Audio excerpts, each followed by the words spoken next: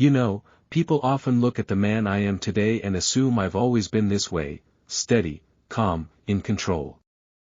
They see the car parked in my driveway, the house with the porch light always on, the little piece of land that finally belongs to me, and they think, well, he must have had it good his whole life. But they don't know the truth. They don't know how many nights I went to bed hungry. They don't know how many mornings I woke up with a knot in my stomach, wondering how I was going to face another day. They don't know how many times I stood in front of people who laughed at me, mocked me, and said I'd never be anything more than a failure. Oh, but I remember. I remember every single one of those moments like they were carved into my bones. I was born in a small town, one of those places where everybody knows your business before you do. At first, it feels cozy, even safe. But here's the dark side: when you stumble, when you fall, there's no hiding it. Everyone knows. And worse, everyone talks. I was the youngest of 3 brothers. And let me tell you, being the youngest in a family like mine wasn't easy. My parents, they did what they could. They worked hard, and I'll never blame them. But there was never enough to go around. My older brothers seemed to get the best of what we had, the better shoes, the newer clothes, the attention. And me? I was the leftover. The hand-me-down kid. Now, my brothers weren't bad men, but they were proud. Too proud. They followed the rules of the town: study hard, get a job at the factory, save your money, marry the local girl, keep your head down, and never dream too big. That's what they did. And the town loved them for it. But me? I was different. I had this spark inside me, this hunger to reach for something more. I didn't want to just survive, I wanted to live. And you know what happens when a kid from a small town starts talking about big dreams? People laugh. Oh, look at him. He thinks he's special. Don't you know your place, boy? You'll never make it out there. You'll just embarrass yourself. I heard those words so often, they became part of me. And yet I couldn't let them crush me. I married young, maybe too young. I thought love would be enough to carry me through anything. I still remember our little apartment. The walls were thin, the paint peeling, but for a while, it felt like home.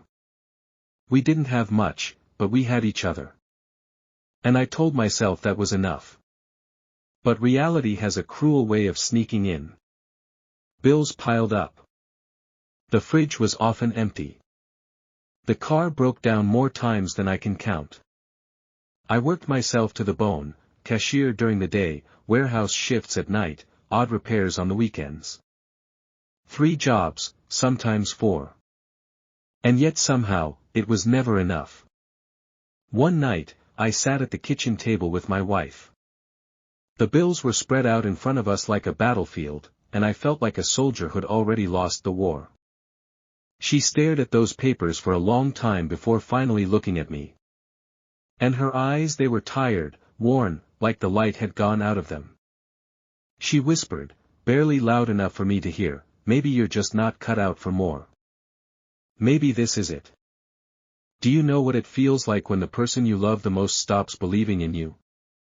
It's like drowning while the one person who could save you lets go of your hand." The very next week, I lost one of my jobs. Downsizing, my boss said. He didn't even look me in the eye. Just handed me the envelope and moved on. I walked home in the pouring rain that night, my shoes soaked, my pride broken. And in my head, I could hear it, the whispers, the laughter of the whole town. And sure enough, it came. People looked at me differently. Not with sympathy. Not with kindness. With amusement. I'd walk down Main Street, and I could feel their eyes on me. My brothers, successful and steady, didn't hide their smirks. "Still chasing your little dreams?"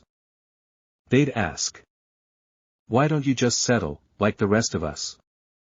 Get real, man. You're embarrassing yourself." Embarrassing myself. Those words haunted me at night. Even my so-called friends joined in. At gatherings, they'd pat me on the back with their fake smiles. But behind me, I'd hear their mutters. He still thinks he's gonna make it. What a joke. Poor guy doesn't even see he's already failed. I'll tell you something, there's nothing lonelier in this world than sitting in a room full of people who once cared for you and realizing they're laughing at you now. But hey, race, what they didn't understand. Every laugh, every insult, every smirk, it didn't kill me. It lit a fire inside me. Because if there's one thing life taught me, it's this: when they laugh at you, you have a choice. You can break or you can rise. And right then and there, in the middle of my humiliation, in the middle of my pain, I made a choice. I was done breaking. You know, it's strange how life gives you signs when you're at your lowest. Sometimes it's not a grand miracle. Sometimes it's just a small moment, a single word, a stranger's kindness, or even the sound of your own heartbeat telling you, don't give up yet. For me, that moment came on a night when I was ready to give in. I was sitting in that same kitchen, the one with the peeling wallpaper and the flickering light bulb that buzzed louder than our conversations. The bills were still there, piling up like mountains I couldn't climb. My wife barely spoke to me anymore. She moved around the house like a ghost, silent, cold, and tired of carrying the weight of a man she thought had already lost. That night, I couldn't sleep. I slipped outside, sat on the front steps, and stared up at the sky. It was quiet, the kind of quiet that feels heavy, like the world has already forgotten about you. And I thought to myself, maybe they're right. Maybe I really am nothing more than a fool. Maybe I should just stop fighting. But then I remembered something my father once told me. He wasn't a rich man, not even close. But he was proud in his own way. And one day, when I was just a boy, I had asked him, "Dad, why do you work so hard when it never seems to get easier?" He looked at me, his hands rough, his eyes tired, and he said, "Because, son, a man doesn't stop climbing the mountain just because it's steep.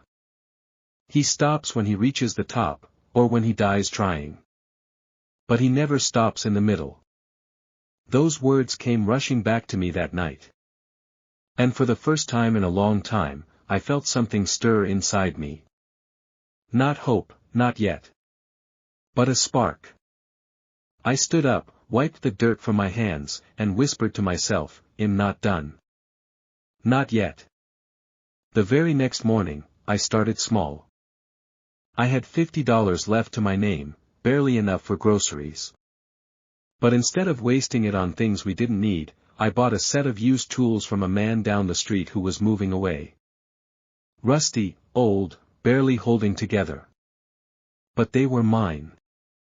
I started fixing things: broken chairs, squeaky doors, leaky faucets. At first, it was just for neighbors who paid me in meals or a few dollars here and there. But word spread. "Call him, he'll fix it. He's cheap, but he does the job right." And just like that, I had a tiny, fragile beginning. Of course, the laughter didn't stop. My brothers smirked when they heard. "Really? A handyman? That's your big dream?" My so-called friends chuckled behind my back. "Look at him, playing with tools like a kid." But what they didn't understand was this: it wasn't about fixing chairs or sinks. It was about fixing myself. Every time I tightened a screw, every time I repaired something broken, I felt like I was piecing back a part of me that had fallen apart. And little by little, the fire inside me grew. I started reading books from the library, books about business, about saving money, about building something from nothing. I carried a notebook everywhere I went, scribbling down ideas, plans, dreams. And though people still laughed, I no longer cared. Because here's the thing about being at the bottom: once you've been laughed at, mocked, and humiliated, nothing scares you anymore. You've already survived the worst. One day, I was fixing a neighbor's fence when an older man walked by. He watched me for a while, then said, "You're good with your hands. Ever think of starting your own business?" I laughed bitterly. "Business? Sir, I can barely pay for groceries." But he just smiled and said, "Son, businesses don't start with money. They start with grit. Money comes later. What matters first is whether you're willing to bleed for it." Those words stayed with me. Willing to bleed for it. And I realized, I already was. So I kept working. Day after day, night after night. Small jobs turned into bigger ones. One neighbor told another. Then another. And slowly, the laughter started to fade. But don't get me wrong. It wasn't easy. There were nights I came home so exhausted, I could barely stand.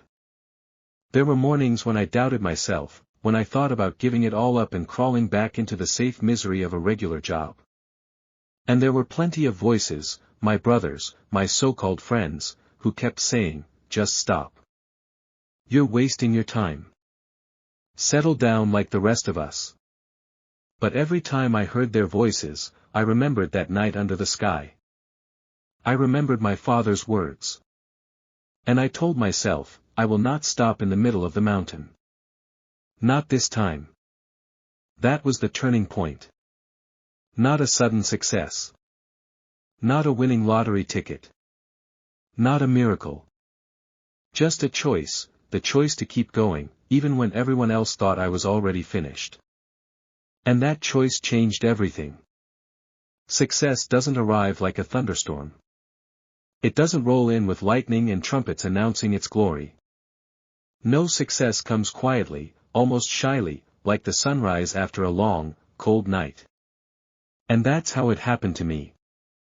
At first, it was just small things. A neighbor telling me, "Hey, thanks for fixing that fence. You did it better than the last guy, and you charged less." Or someone calling me up and saying, "I heard you're good with repairs. Could you take a look at my roof?" Word of mouth. That was my first ally. The funny thing is, the same mouths that once laughed at me were now spreading my name. Not out of kindness, not at first. No, it was curiosity. Let's see if the fool can really do it. But when I delivered, when I fixed what they thought couldn't be fixed, when I showed up on time and did the work with pride, they were forced to admit it, maybe I wasn't such a fool after all. I remember one particular job. A small store in town had a broken display window. The owner, Mr. Daniels, was an older man who'd known me since I was a boy. When I walked in with my old toolbox, I saw the look in his eyes. Doubt. Pity. Amusement. "Are you sure you can handle this, son?" he asked. I nodded. "Let me try." It took me hours, sweat dripping down my back, hands bleeding from the sharp edges of glass. But when I stepped back and looked at that window, clear, sturdy, better than before, I saw something in Mr. Daniel's face I hadn't seen in years. Respect. He patted my shoulder and said, "You've got something, kid. Don't waste it." That night, for the first time in a long time, I didn't feel like a failure. And little by little, the jobs grew. I started fixing more than just fences and windows. People trusted me with bigger projects, remodeling kitchens, repairing roofs, even building small sheds. I learned new skills, sometimes the hard way, sometimes by making mistakes and staying up all night to fix them before the customer noticed. But with every job, my confidence grew. Of course, the laughter didn't vanish overnight. My brothers still smirked. Look at him, pretending to be some big shot. My old friends still chuckled. Hell burn out eventually. Just wait. But you know what changed? This time, their words didn't sting. Because for the first time in my life, I had proof. Real proof. My work spoke louder than their laughter. And money finally started to trickle in. At first, it was just enough to cover the bills, to put real food on the table instead of canned soup and stale bread. But soon, I was able to save a little. Then a little more. I'll never forget the day I walked into the grocery store with cash in my pocket and bought not just what we needed but what we wanted. Fresh fruit. A decent cut of meat. A cake, just because. The cashier looked surprised. My wife looked even more surprised. For the first time in months, she smiled at me. A small smile, hesitant, but real. That smile meant more than any paycheck. But success, as sweet as it was, came with its own challenges. People who once ignored me suddenly wanted my attention. Neighbors who had laughed now wanted favors. Hey, could you just fix this one thing for me? I'll pay you later. Come on, we go way back, you won't charge me, right? And when I said no, when I finally had the courage to value my own time, they called me selfish, arrogant. Funny, isn't it? When you're poor, they laugh at you. When you rise, they resent you. But I kept going. I refused to stop. I started keeping track of my earnings, saving carefully, planning for more. I invested in better tools, in a used truck that rattled but could carry materials. Every dollar went back into the dream. And slowly, so slowly I barely noticed it happening, I stopped being the failure of the town. I became the man who gets things done. One day, my brother came to me. The same brother who once told me I was embarrassing the family. He stood in my driveway, shifting uncomfortably, and finally said, "Listen, my roof is leaking. Think you could take a look?" I wanted to laugh in his face. Oh, how badly I wanted to remind him of every insult, every smirk. But instead, I nodded. Sure. I'll send you an estimate. The shock on his face, priceless. Because for the first time, I wasn't the little brother chasing dreams. I was the man with the skills. I was the one in control. And that was the beginning of my rise. You know, success doesn't arrive with trumpets or fireworks. It comes quietly, almost shyly. One day you wake up, and you realize the shoes that once pinched your feet have been replaced with leather ones that fit perfectly. The house that once had cracks in the walls now echoes with warmth and laughter. But the sweetest part of it all. It wasn't the money. It wasn't even the house or the car or the security. It was the silence. The silence of those who once laughed at me. I remember the first time it really hit me. I had just signed the papers for my new home. It wasn't a mansion, don't get me wrong, but it was mine. Paid in full. No debt, no mortgage hanging over my head like a storm cloud. I stood there on the porch, keys in hand, and for a moment, I heard their voices again, the laughter from years ago. And then I smiled. Because that laughter. It had vanished. One by one, they came back into my life. The cousin who said I'd never amount to much. He called, asking if I could lend him money because his business failed. The old friend who mocked me for working overtime. He wanted me to invest in his idea because he was drowning in debt. And the neighbor who used to tell his kids not to end up like me. His son came to me looking for a job. I could have said no. I could have slammed the door in their faces. But I didn't. Because by then, I understood something they didn't. Success isn't about proving others wrong. It's about proving yourself right. So I helped some of them. Not all, only the ones who showed true humility. And you know what? Watching their pride crack, watching them swallow the same medicine they once forced down my throat that was sweeter than any check I've ever cashed. There was one moment I'll never forget. I was sitting at a CAF, sipping my coffee, when one of the loudest critics from my past walked in. She saw me, froze, and then awkwardly made her way over. I could see the shame in her eyes. She didn't laugh this time. She didn't even smile. She just whispered, "I'm sorry. I was wrong about you." And in that moment, I realized I had won. Not because she admitted it. Not because she looked small. But because I didn't need her apology anymore. I was already free. You see, life has a strange way of evening the score. Those who mock you today might one day envy the ground you walk on. Those who laugh the loudest usually cry the hardest when fate changes. And me? I no longer hear their laughter. I only hear peace. The kind of peace that comes from knowing I stood tall when it would have been easier to stay down. Now let me ask you this, have you ever had people laugh at you, doubt you, or call you a failure, only for life to turn around and prove them wrong? Tell me your story in the comments because I know, I'm not the only one.